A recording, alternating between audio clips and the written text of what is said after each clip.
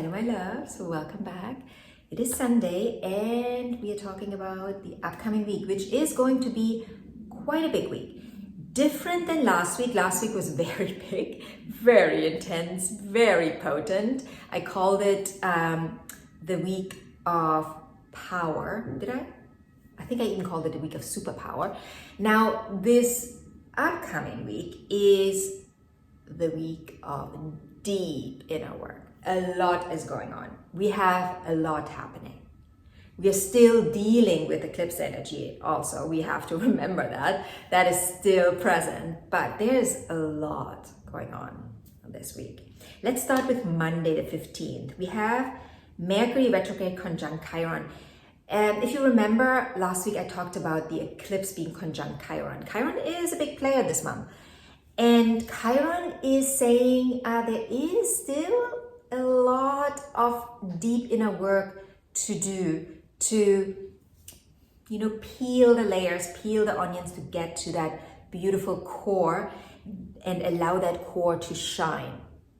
Now, when Mercury retrograde is conjunct Chiron, we can utilize our intellectual capacities to understand a little better what is hindering us or keeping us from living our full potential, right? What are the worthiness issues we are dealing with? What are the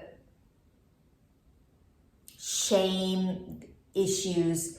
What are the issues we are dealing with? Like, is it shame? Is it guilt? Is it grief? What are we dealing with? What is it relating to? And why are we not letting it go? It is going to be intense. I think this is a beautiful week also to do some deep journaling. And when I say journaling, I'm not saying scripting, right? Journaling. We are journaling and we are looking at what is coming up, what wants to come out. Not what we want to create going forward, we'll do that later, but what wants to release. These are questions. This is a good question to ask. What wants to be released? And at first glance, you might think, I don't know. How am I supposed to know? But when you sit with this for a moment, not to overthink it, but just sit there, write down that question, and then sit there and wait what is coming up. Don't try to think what it could be, but just sit there, look out of the window, watch the birds, watch the sky, and see what is coming up. And I'm telling you, something will come up. There is probably also a lot of other stuff that your brain is probably thinking like, oh, I have to go this, I have to take care of that, I have to go shopping, I have to do this. But in between all of that, your unconscious will have a message for you. It will show itself. And then take it from there. Start writing. On the 17th, we have Venus conjunct the North Node.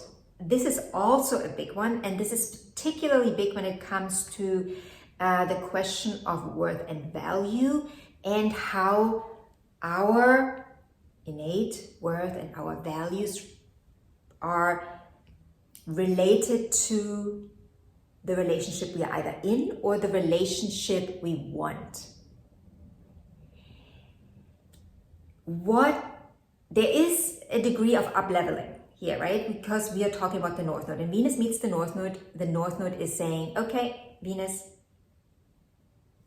next. What's next? Where are we going together? What do we want now? Let's root it in. Let's root in the new. Also rooting into the worthiness. Our own understanding of our own worthiness, rooting into it deeper.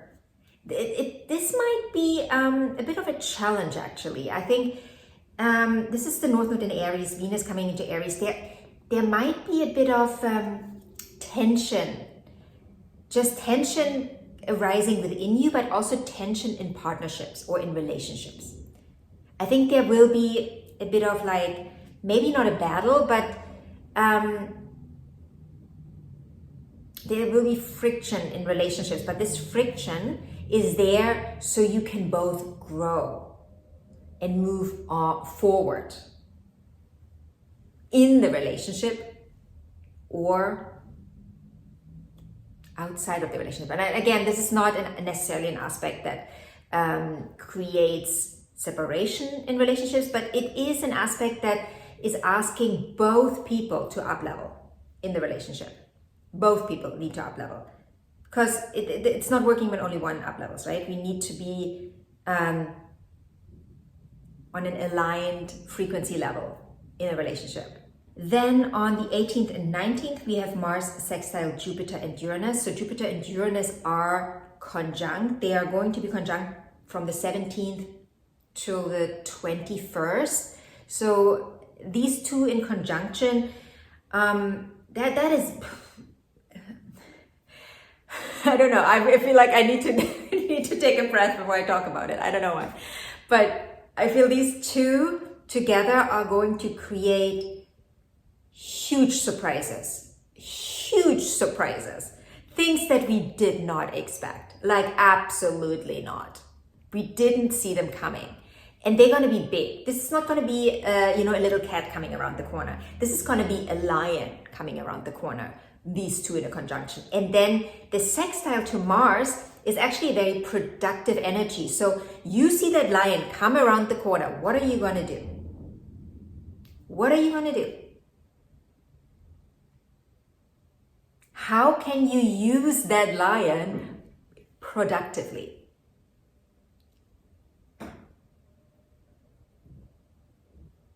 This is a Mars that is generally, when we talk about Mars, we talk about like instinctual energy, like pushing forward, just like jump on it.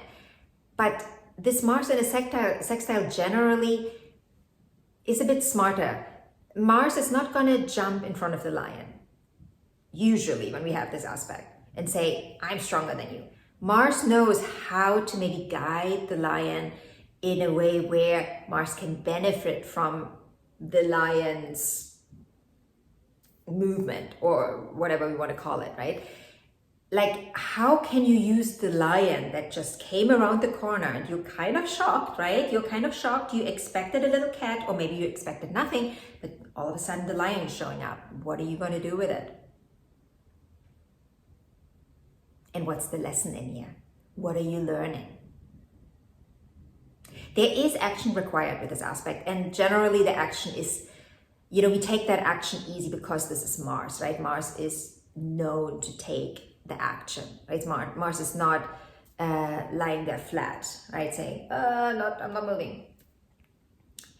So I think this can be a very, very, very, very productive time if we manage to get over the shock quickly.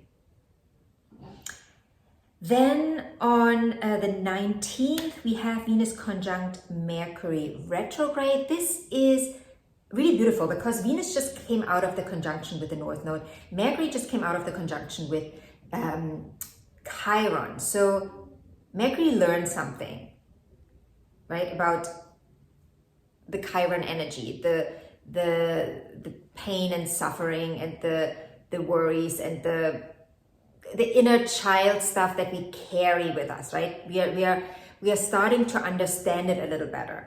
We might not have been able to just let it go, but we are like, oh my God, I keep doing the same thing over and over and over again, and here I did it again. Why am I doing it again? So Mercury helped us understand that, and Venus just met with the North Node, understanding, no, this is where I'm going to be. This is where I want to be. Not here, I want to be there. Now these two meet. Now what is the lesson here?